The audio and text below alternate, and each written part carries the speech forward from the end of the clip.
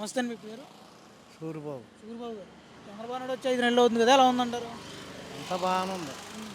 పథకాలన్నీ బాగానే ఇస్తున్నాడు. హ్మ్. కాకుంటే ఇసుక ర్యాంపులు లాంటివి పాట పెడేస్తే బాగుంటుంది.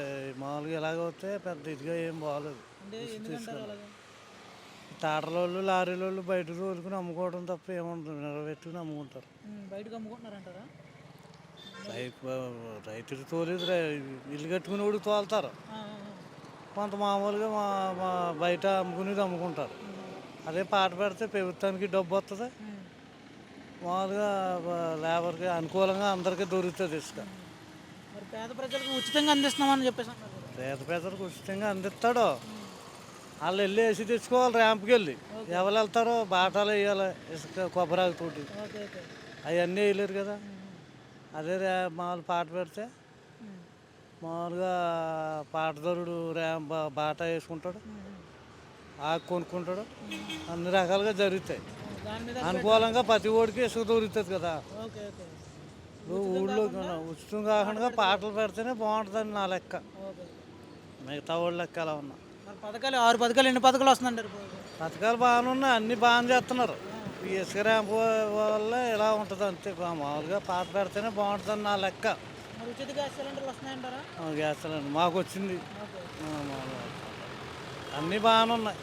పవన్ కళ్యాణ్ చంద్రబాబు గారు కలిసి ఉన్నంత సేపు ఏం తేడా ఉండదు. ఇంకో 30 సంవత్సరాలన్నీ వీళ్ళిద్దరే చేస్తారు నిలబడి ఉండి. మరి వచ్చే 29లో జగన్ ఇంకా ఎక్కువగా సీట్లతో గెలుస్తాడంట కదా! ఉత్తు మాటలు అవన్నీ ఏముండదు. అవన్నీ ఏముండదు, ఉత్తు మాటలే. జగన్ గెలిచిటం ఉండదు, ఏముండదు. మరి ఇస్తానన్న పథకాలు ఇంకా ఏమీ ఇవ్వట్లేదు ప్రజలకు అని చెప్పేసి అంటూ ఉన్నారు. ఇస్తారో ఒకేసారి ఇవ్వాలంటే ఎక్కడ ఇస్తారు. మామూలుగా ప్రభుత్వం ఇప్పుడే బొక్కలెట్టు ఉండిచ్చాడు చంద్రబాబు. సారీ, జగన్. ఓకే. అవి తీర్చాలా? దేని దాన్ని చేస్తున్నారు. పంచాయతీలు ఏమి ఇచ్చేవారు కదా వాళ్ళు. పంచాయతీకి పవన్ కళ్యాణ్ ఎన్ని డబ్బులు ఇస్తున్నాడు? బోల్డ్ నిధుల్ని విడుదల చేశాడా? పంచాయతీలు ఎక్కడ పడితే అక్కడ పనులు చేస్తున్నారా? అన్ని విధాలుగా బాగుంటుంది. బంగారులాగా మరి జగన్ ఉంటే వచ్చే పథకాలు ఇంకా తొందరగా ఇచ్చేవారంట కదా! పథకాలు ఏమి ఇచ్చేవాడు చంద్రబాబు. జగన్ మామూలుగా 45 సంవత్సరాలకి వేస్తున్నాను అనివాడు, అమ్మఒడు అనివాడు. ఓకే. ఇవన్నీ వేస్తే రాష్ట్రం అభివృద్ధి ఏముంటుంది? అభివృద్ధి లేదు కదా.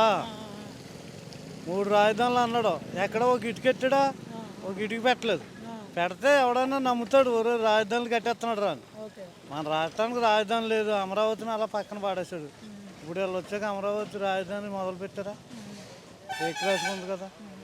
అన్నీ ఒకటి అవుతాయి. కేంద్రం నుంచి నిధులు తెచ్చుకోవడం, పంచాయతీలో బోర్డు సొమ్మిస్తున్నారు పవన్ కళ్యాణ్ వచ్చాక.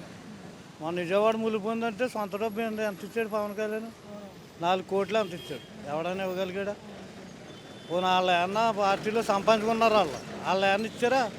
జగన్ గారి పార్టీలో అలా ఉంటుంది, ఏదో అలా చెప్తారు.